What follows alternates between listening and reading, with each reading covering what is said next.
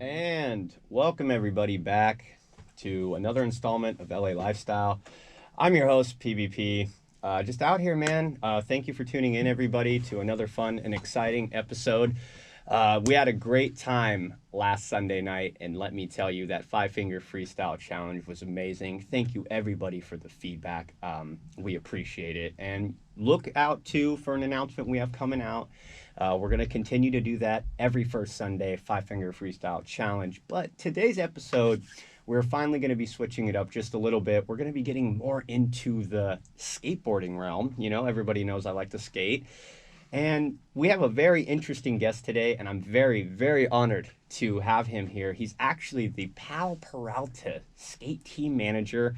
He's a skater himself and a photographer. And he told me when I came in, I kept calling him Deville, but it's Deville. But no other, man. Just go ahead and introduce yourself. We got Deville Nunes in the building, everybody. I just butchered your name so bad. It's all right. It happens all the time. Thanks for having me. Yeah, no problem, my guy. It's honestly, it's great. I'm really glad that we're going to be able to sit down and just talk a little skate history, talk a little, I've already just looked at your footnotes and everything, and it's got a lot of questions to ask you for sure. So this is definitely going to be a good one. So let's just get into it. Let's just cut to the chase. So just tell the LA Lifestyle audience just a little bit about who you are, where you were born, and where you're from. Okay, so my name's Deville Nunes. I was born in Africa. Lived there for 3 years, moved around to Holland, England, Austria. Ended up living in New Jersey for a long time, maybe about 15 years. But skateboarding started in New Jersey, went to England, then it really took off. Mm-hmm. I actually just went back to visit all my friends there, and we did the little road trip for where we get on the train in Reading and then go up to London and skate for the day. Mm-hmm. We used to do that when we were 15. And then... and what year was this when you were 15? Like 89. And what was in 1989? What was the skateboard culture like over in London? Because I know there was a big presence over here in America during the 80s. There was a big boom, but what was going on over there in the 80s? There was such a lack of skateboarding. It was basically if I saw you and I looked at your shoes and you had an ollie hole, I literally would walk up to you and be like, "Hey, what's up? You skate? Like, yeah, let's hang out." Yeah, the rub on the shoe. Yep. No skaters at my school. Like So you were an outcast then, I guess, back in the day they would consider, right? Sure. Yeah. I think we're still kind of outcast, but yeah. All outcast skaters, it doesn't matter, But back then especially, trying to really solidify, the 80s, that was just a pioneering time too, and then the 90s came around when you started skating more vert and doing more tricks and stuff like that. Were you or any of your friends who skated over in London, were you guys doing anything to, that wasn't normal in skating? Kind of like how Rodney Mullen, started doing all these crazy tricks and stuff. Were there anybody that stood out over there during that time, or were there any pioneers over in the Europe skate scene in the 80s? Yeah, definitely. Sean Goff, Alex Moll, and then skated contests and skated with Tom Penny. Mm-hmm. Back then, I remember we'd be at the mini ramp skating, and we'd be snaking this kid, snaking him, and then Tom Penny went once. We're like, oh wow, he's good. We should let him keep going. Because back then we were kind of ruthless kids, just Yeah. on the ramps. But yeah, but with that too, what were you guys? What were you skating? Just all street skating? Were you building mini ramps? What was kind of your everyday skate day? What would you like to skate back then? It was basically, it would rain a lot, so we'd be skating in this car park. We'd always skate this double-sided curb. Mm-hmm. And then on the weekends, we would try to take the train and find mini ramps, so stuff we saw in magazines. So there was no GPS. We would just see the magazine, be like, oh, how do we get there? Yeah, and you would go and find it. Because I remember you actually just did an Instagram post on that guy that hit that grind on that one curved rail, and you're like, where's this at? Does anybody know where this is at? I actually found out where that is. You did? Are you going to go shoot there? Or? It was for Andy. It's up north by Canada, and one of my flow kids was like, or Niels was just like, yeah, it's here. I skated the end of it, and I'm trying to get Andy to skate the whole thing. Yeah, so this is what, Washington? Yep. Yeah, okay, because I was near Canada. And with that's really cool because, well, back then, what was kind of the go-to or the motivation in London at the time? When did you see skating start to really pick up over there? Bones Brigade videos. Yeah. Once we saw those, we were like, holy crap! How do we do this? where can we find this? What they're skating? How do we do these no complies that Ray Barbie's doing? And where do we find these mini ramps and vert ramps? And then we just started scouring, and we were watching those things on like Betamax. And with that too, so you were in London. This was 1989. So when did you come to America? I guess you could say to skate or just 91. And that was your first time over here? Or? No. I'd lived in New Jersey before that. Quickly started skating, and then boom to England, where it was that's when it really took off. And so I just had asked you before. So I know you're also a photographer as well. You're an amazing photographer. I know the camera's not doing the work. It's the man behind the lens. You have a lot of amazing work too. And when did I guess, okay, you're a skater. You know, we're in London. This is 1989, America 91, 92. When did you decide to pick up a camera? It was probably 95, 96. I realized I wasn't going to become a professional skateboarder. I was like, oh, how can I mean, that picture you sent me was pretty gnarly. You're getting some air on the vert ramp. I mean, come on. That was trick photography. Yeah. But yeah, so coming to the end of skateboarding, I still wanted to do it. I was getting hooked up by Fireborough, so my friend Joe Krolik was shooting video and photos. I was like, oh, maybe I can do this photo thing and try to live vicariously through these guys and duplicate what I see in the skateboard magazines. Yeah. So I started shooting photos, and then Chris Cole and all those guys were around, so I started practicing with him. Wow, Chris Cole, that's a name I haven't heard in a while. Right? He's in the Battle of the Barracks this weekend, Saturday. Oh, really? Yeah. Awesome. He's gnarly. Yeah. And I hear he's finishing up another part, too. Yeah, I remember back, like, 2005, 2006, 2007, a Street League it was, when he was just, it was P-Rod, Chris Cole, and then you had young Nigel Houston, too. And Nigel is absolutely just annihilating the street competitions right now. But continue with your story, man. So, with the photography thing, it was skateboarding was coming to a halt. Although I kept doing it, it was like, how can I keep doing it? So I started picking up a camera, and then eventually started going on Fireborough trips to Japan and England, and you were already well connected, you have traveled so much already up until that point, correct?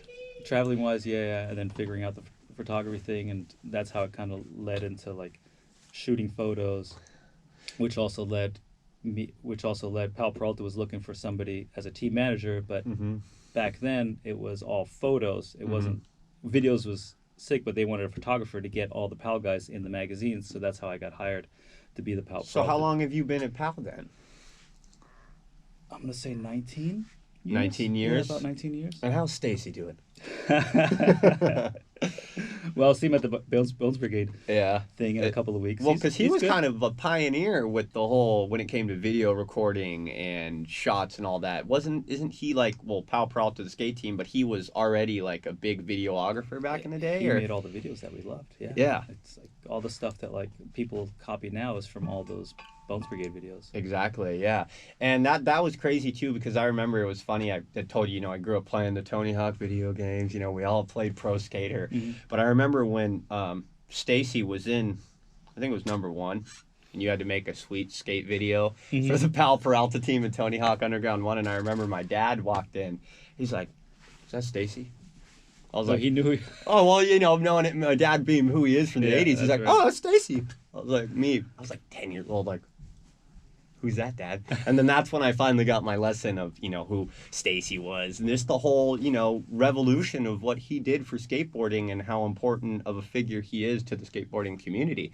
And with that, too, so 19, you're almost at a 20-year tenure with them. What's, we'll dive into some stories here really quick. What was one of the more memorable experiences with the Powell Peralta skate team? Like bad or good? Let's do a bad and good. What's your best and what's your worst? Okay, bad. I think I just gotten hired maybe a year, 6 months, and we go to this hotel. It's ASR, and we're downstairs, and there's free drinks in this hotel, and we're upstairs, and I'm with the CEO, Michael Furukawa, and this one rider, Peter Raffin's having drinks. He's having too many, and suddenly he's like, "I love you guys," and too drunk, and Michael just leans over. He's like, "Hey, man. George Powell and Julie Powell are right there. He's kind of drunk. How about we just get him to the room? So I'm like, all right. So I take Peter up to the room, Mm-hmm. and me and Jared Lucas, You good? the Bones Wheels team manager, Mm-hmm. are up there, and suddenly Peter starts going wild, and we're like, what the heck? And this is the guy that had too much to drink, correct? Too much to drink, yeah. Okay. Peter Raffin. He's like, oh, I love you guys. I love Powell Peralta. And then it's like, ugh. And he starts throwing up. I'm like, all right, bathroom. He starts throwing up in the toilet, and then he starts picking it up and eating it. And we're just like, what the hell? And Jared just gets the VX1000 and starts filming it. And so we're having fun with it. Okay. And then he throws up in the toilet. He's Yeah. slashing it in his face. He's eating it. And Jared's filming it. And we think this is hilarious. You know, Yeah. oh, funny. Let's film it. Mm-hmm. It goes on for about 5-10 minutes. And then it's like, okay, stop. Peter, you got to clean this up. Like, let's get this all sorted. And you guys are drunk too while you're doing this, right? Yeah, definitely had 2 or 3 beers. You Yeah. know, we definitely have a little bit of nothing, but he just went in. Oh yeah. You know, he was blacked out. And so he cleans it up. And I'm like, okay, Peter, go to bed. Me and Jared and the boys, we're going to go to the bar. We're going to have a beer. Yeah. I think we went and had 1 beer, maybe 2. We come back. And I walk into the hotel room, and you hear this, I'm like, what? And there's 2 inches of water in the whole room. I'm like, what the hell happened? Did he put like a faucet on or something? Mm-mm. The toilet that had clogged and overflown and just started leaking all into the room. So I went and shut that off, ran downstairs, got towels. I was like, hey, this happened. The toilet overflowed. Yeah. Can you give me some towels? And I cleaned it up. Yeah. I'm like, okay, it's clean. Let's go to bed. And so I think a week later, I get a call from Michael, and he's like, we just got word that we're getting sued for 110 grand. I'm like, what? He's like, yeah, the water from the hotel room leaked and went downstairs, and there's a computer room underneath and messed up the computers. And we're like, what? And so I was like, So this is the $110,000 lawsuit. lawsuit, yeah. So imagine the walls are getting ruined. And Well, I mean, yeah, you know, construction's construction, but when it comes to electronics and the computers, computers, but that's Wow. 110 grand. Could it and be this that was in much? 2000, what, 4, 5? Yeah, it's Wow, 19, 18 but years ago? But what was really the surrounding? I mean, there has to be like it was just the computers, or were they trying to get you guys for everything? I think everything, Everything, like the wall damage, the carpet, Yeah. the plumbing, the all computers. that stuff. Yeah, all that stuff. You know. And what happened with that lawsuit? So before that, then I get a call. It's like, hey, can you bring the tape in? Because you guys said you filmed it. And I go to Jared. I'm like, white. I'm like, oh my god. He's like, yeah, we want to show it to George and Julie. I'm like, oh no. I call. I'm like, Jared, can you edit this? And Jared's like, yeah, I can edit it. I was like, cool. Let's edit out the bad stuff. And we were both like, wait. Or he's like, wait a minute. Let's watch it. Okay, so we watched it. Mm-hmm. And we're watching it, and everything that I just said happened. Yeah. And you see us, okay, that's fun. Enough's enough. Let's clean this up. And we just looked at each other. We're like, we don't need to edit it. Let's just hand this in. Like, yeah, we had fun filming him. He did this, but it also shows us like, okay, now's enough. Let's clean up.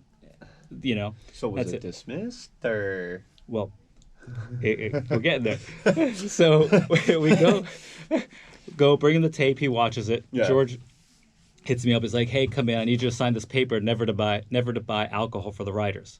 So till this day, I don't buy alcohol for the riders. And that's so, like, say for instance, just any journalist, or like you buy the team members or maybe the photographers, but the actual, like, the riders Team riders. I basically just don't buy alcohol on the car anymore. Yeah. Anymore. You know what? That's a lie. I've bought a 6-pack for the skate pool. You know. There's like, But yeah, I mean, you're not going like, hey, Zach, go get a 6-pack. Hey, No. No. You're Which is not- better anyway, because let's just skate instead of just.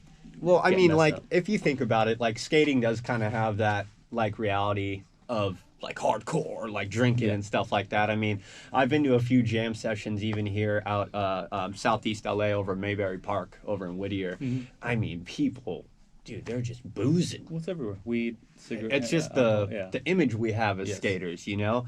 And it's unfortunate, but at the end of the day, we live a raw, rugged life for a reason, Mm-hmm. you know? I mean, you think we can hit the concrete and get back up sober? I mean, I've shattered my elbow before up at Derby Park up in Santa Cruz, and I know that you know, if I didn't have what I had in my system during that time, the amount of Jack Daniels I drank, I don't think I would have walked away from that one. Oh, So. no. But what? So that was a bad experience. You guys got sued for $110,000. Yeah. And it was stressful because I thought I was going to get fired. I mean, I and was you're like the new guy, yeah, I was like you're just okay, getting them so messed up. And this is the raddest job, and now I'm going to get fired. But after that, George was like, here, sign this paper, signed it. And I didn't think about it, but I thought about it later. I was like, wait a minute, we never bought him alcohol. It was free at the hotel. Anyways, it doesn't matter. But it's actually, still. it's a good thing that it happened, so because it just led the way of not buying alcohol for the But guys that's anyway. great though, you know, because honestly, like, you want them to be on their best, you know, mental capacity as possible, because when you're driving these guys around and you're trying to go get these really wicked shots, like, you know, you want them to be safe and clear-headed, you know, because like at the end of the day, it becomes a liability, and it does. you know, people can get sued, people will get hurt. But that is wild. So that's the $110,000 Well, so lawsuit. after that, I think it was a month or a couple weeks after that, Mm-hmm. probably a month or two, they dropped it. They dropped the lawsuit, I guess. Mm-hmm. Probably because the toilet probably kept overflowing. Yeah. You know, so if it happened, is it just like, okay, these guys I didn't do mean, this you on weren't purpose. on the rat for $110,000. Yeah. I mean, well, would Stacy would have been reliable, the Powell Peralta team, or you, or who would have been liable for that? It would have been skate one. Skate One. Yeah. So that was a bad experience. Tell me your best experience ever with the Powell Peralta team working for them. Best experience. So we went. This was a cool one. We go to Vegas on a trip, and we're driving out, and I look to the left, and I see a water park. I'm like, oh, we're skating that. Is that abandoned one out there in the desert where you drive out to Vegas? Yep. It's an abandoned. I know. I've seen a Yep. lot of It's great shots out there. Completely gone now, but at the time before they had all the water slides up, so we were able to skate it. So we sneak in, and there's a security guard that just drives around. So there's footage of us like hiding inside of it, and then waiting for him to be far enough away, and then we'd skate it, and then we'd hide, like we'd keep popping up and down our heads. Okay. So which was cool is we drove out, we shot photos, we got a whole 6 to 8 pages just for the water park, but then we got another 6 to 8 pages for going to Vegas. So it was like we got 2 for the price of 1. Usually we go out on a trip, cost 10 grand, we get 1 article in a magazine. This time we got 2. That's what they're charging to get in magazines these days? No, that's what it costs just to bring the team out. Oh, there. I You're was thinking like- hotels, food, Yeah, okay. I was like, rent God, a van. I was like, goddamn, Trans World Skating. No, no, Thrasher, no. what's going on? Do magazines charge you guys, or they're always looking for shots? Like, how does that work when it comes to getting into a skateboard magazine? I'm sure if you have something gnarly or insane, the magazine will probably use it. Yeah. But it's Some usually, Christian Hosoi, of course. yeah, but it's usually if he has sponsors and people are, you know, if like XYZ is paying to You have know ads. who, they know them type thing. Yeah, so it's usually you pay ads, you get editorial. So it kind of goes hand in hand, you know, because the guys that are paying want to see their guys in it, so it just kind of makes And sense. when it comes to with your guys' team trips, like what goes into planning a Powell Peralta skate team trip? Because I know you have like the Etnies team, you got the DC team, you got all the teams. Like what really like is like what goes into it? Like who's the brain of the operation? Is that you? Is it, you know, maybe a board of executives or a team? Like how do you guys go about that? So, let's say the last trip I would be talking to Billy Backer, the brand manager. Be like, we should do a trip. Well, how about this trip? He's like, well, I'd like to have more presence on the East Coast. Okay, cool. Why don't we'll do a trip there? So it'll be his decision, and then it'll be up to me to plan it, give him the budget. This is how much the hotels, car, flights, all this is going to cost, and then he says yes or no. We go out and do the trip, and then it's my responsibility to, well, now we have the YouTubers, we have the footage for the video, photos for the magazine. So the last trip we went to New York 2 weeks. We stayed at Airbnb in Newark. We went to New York, we went to Philly, we went to Jersey. Every day Nigel and Dan would make YouTube videos, which is cool because people would see us on the streets, be like, hey, we're following your thing. And then I would be shooting photos. Out of that trip, we got like 14 pages in Thrasher. Oh, nice. Which was sick, because we haven't done a road trip in a long time. Yeah. And then we have footage that we also saved, especially of John Bradford. He got like 10 things on that trip Mm-hmm. that we're saving for the Thrasher edit that Yeah. hopefully will be. So I take it obviously with you guys have a good strong connection with Thrasher then, to get 14 pages in one of their magazines, like that's a lot of coverage, because some guys, when I flick through it, you might only see like 1 or 2 pages, Yeah. but 14, that's pretty impressive. And with the core of that too, like how many guys do you usually bring on the trip? Do you bring the whole team? Do you bring whoever can make it? Is it all paid for by them? Like how does that work when it comes to determining who gets to go? Is it just the whole team? No, not the whole team. So that trip I had to take less because for some reason, it was more closer to COVID, so I couldn't find a rent of vans that had 12, 15 passengers. I could only find one that had 8. Oh. And so I only brought 8 guys that trip, but usually I try to bring 10 to 12. Mm-hmm. I try to bring more the merrier, because somebody gets hurt or different spots. It's just so somebody gets a trick at every spot we go to. Yeah. We're just not wasting time.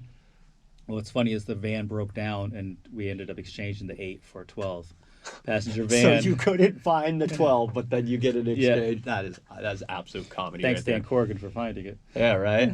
Shout out Dan. And with that too, that's great too that you have like.